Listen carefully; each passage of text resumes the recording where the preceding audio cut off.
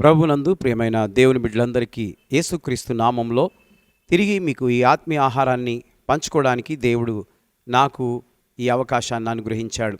కాబట్టి జాగ్రత్తగా కొన్ని నిమిషాలు మీరు వినాలని ప్రభు పేరట మనవి చేయుచున్నాను. ఈ రోజున క్రీస్తు యేసునందు విశ్వాసముంచుడి. నోవా దినములలో ఇళ్ళన్నీ కొట్టుకుపోయాయి. ఎందుకు అనంటే నోవా ప్రజలందరికీ చెప్పాడు, 40 దినాలు రాత్రులు వర్షాలు కురుస్తాయని. కానీ ప్రజలు వినలేదు. వారి పాపమును వారు వదులుకోకుండా నోవా వారికి అందరికీ ఆహ్వానం ఇచ్చాడు, ఓడలోకి రండి అని. కానీ ఓడలోనికి ఎవరు రాలేదు. ఆ ఓడను నోవాహు తయారు చేశాడు. అది దేవుని ఆజ్ఞ ప్రకారం అది ఎంత అంతస్తులుగా ఉండాలో మరి ఆ ప్రకారము ఆయన మాటను విని నోవా సిద్ధపాటు చేశాడు. వర్షం వచ్చేసింది, అన్ని ఇళ్ళు కొట్టుకుపోయాయి. ఆయన ఇల్లు మాత్రము నిలబడినట్లుగా చూస్తున్నాం. ఈ మహానగరంలో ఏది ఏమైనా మీ ఇల్లు నిలబడాలంటే, మీ ఇల్లు నాశనం అయిపోవద్దు అని అనుకుంటే, అదేవిధంగా మీ భార్య, మీ పిల్లలు, మీ కొడుకులు, మీ కోడళ్ళు, మీ మన్మరాండ్లు, మీ మన్మణులు, మీ అల్లుళ్ళు అందరూ నిలబడతారు. కాబట్టి ప్రభువునందు నేను విశ్వాసం ఉంచినట్లయితే నిలబడుతూ, లేకపోతే మరి మీకు ఎలాంటి కష్టం వస్తుందో నేను చెప్పలేను. ఆ కష్టానికి నీవు తట్టుకుంటావో తట్టుకోవో అది నీవే అర్థం చేసుకోవాలి. కాబట్టి వచ్చేటప్పుడు ఆపద అది చెప్పిరాదు. అది ఏ విధమైన నాశనమే కానీ, ఏ విధమైన విపత్తులే కానీ రావచ్చు. ప్రభుల వారు నా కుటుంబాన్ని కాపాడగలడు అన్న విశ్వాసము నీకున్నదా? నోవా కుటుంబం కాపాడబడింది. ఈరోజు నీ కుటుంబము కాపాడబడుతుందని నీకు విశ్వాసం ఉందా? యేసుక్రీస్తునందు నేను విశ్వాసం ఉంచాలి. ఎవరు? నీవు ఉంచాలి. ఈ మాట ఎందుకు చెప్పానంటే, పౌలు ఈ రోజులో అనేక మంది బోధిస్తూ అనేక ప్రార్థన చేస్తూ అంటూ ఉంటారు. ఏమని అంటారంటే, నేను ప్రార్థన చేస్తే వివాహమైంది, నేను ప్రార్థన చేస్తే సంతానమైంది, నేను ప్రార్థన చేస్తే ఇల్లు కట్టుకున్నావు, నేను ప్రార్థన చేస్తే రోగం బాగైంది, నేను ప్రార్థన చేస్తే నీ సమస్యలన్నీ తీరాయి, నేను ప్రార్థన చేస్తే నీవు కారు కొనుక్కున్నావు. అనగా దీంట్లో మనము గమనించాల్సింది ఏంటంటే, నేను నేను నేను అని బోధకులు అంటూ ఉన్నారు. లేదు లేదు, ఆ రీతిగా ప్రజలు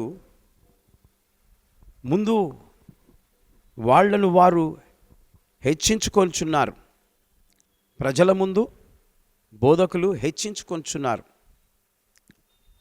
ప్రార్థనకు వచ్చిన ప్రతి బిడ్డలు క్రీస్తునందు విశ్వాసం ఉంచితే ఆ విశ్వాసము నీ ఇంటిని నిలబెడుతుంది. హల్లెలూయా! నిలబెట్టగలదు. ఎవరికి ఉండాలండి విశ్వాసము? మీకు ఉండాలి. నాకున్నది అది మీకు చెప్తున్నాను. మీరు కూడా ప్రార్థన చేయించుకునేటప్పుడు మీకు విశ్వాసం ఉండాలి. అప్పుడు నీ ఇంట్లో అద్భుతాలు, ఆశ్చర్యకార్యాలు, ఎలాంటి ఆపద రాకుండా నీవు తప్పించబడతావు. కాబట్టి నిన్ను నీతిమంతునిగా చేసి నిన్ను దేవుడు నిలబెడతాడు. నోవాహు నీతిమంతుడు కాబట్టి ఆయన ఎన్నోసార్లు చెప్పాడు ప్రజలకు, కానీ వినలేదు. ఈరోజు నీవు వినకుండా తప్పటడుగులు వేస్తున్నావా? జాగ్రత్త. ఎప్పుడు ఏది సంభవిస్తుందో నీకు తెలియదు గనక నేడే రక్షణ దినం. కాబట్టి నీ ఇల్లు నిలబడాలంటే, నీ కుటుంబం నిలబడాలంటే నీవు క్రీస్తు యేసునందు విశ్వాసం ఉంచు. దేవుడి మాటలు దీవించి ఆశీర్వదించును గాక. May God bless you. Happy birthday జరుపుకుంటున్న వారందరికీ, హ్యాపీ బర్త్డే జరుపుకున్న వారికి many more happy returns of the day. దేవుడు ఈ సంవత్సరమంతా మిమ్మును దీవించును గాక. God bless you. ఈరోజు మీ వాగ్దానం యెషయా గ్రంథంలో నుండి 58వ అధ్యాయం 10వ వచనం. చీకటిలో నీ వెలుగు ప్రకాశించును. Your light will rise in the darkness.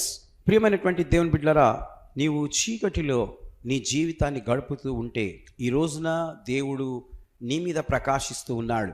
అనగా ఒక నూతన ఆయుష్ను నీకు కలగజేస్తూ ఉన్నాడు. కాబట్టి ఆయనకు నీవు కృతజ్ఞత కలిగి జీవించాలని ఈ మాటలు నీకు తెలియజేస్తున్నాను. Happy birthday to you once again. Anniversary జరుపుకుంటున్న వారికి happy anniversary, happy wedding anniversary for both of you. దేవుడు ఈ సంవత్సరం అంతా మిమ్మును ఆశీర్వదించును గాక. పిల్లలు గలవారైతే మీ పిల్లలను దేవుడు దీవించును గాక. ఈరోజు మీ కొరకు దేవుడిస్తున్న వాగ్దానము నిర్గమాకాండము 3వ అధ్యాయం 12వ వచనం. Exodus 3rd chapter 12th verse. నిశ్చయంగా నేను నీకు తోడయుందును అని దేవుడు మరి మీ కుటుంబానికి ఐక్యత, ఏక మనస్సు, ప్రేమనురాగాలు అధికమై మీకు తోడయుండునుగాక. లవ్ అండ్ ఎఫెక్షన్స్ ఎక్కువగా మీరు కలిగి ఉండురుగాక. ఒకరందరొకరు ప్రేమనురాగాలతో ప్రార్థన, ఒకటైన జీవితము కలిసి ఉందురుగాక.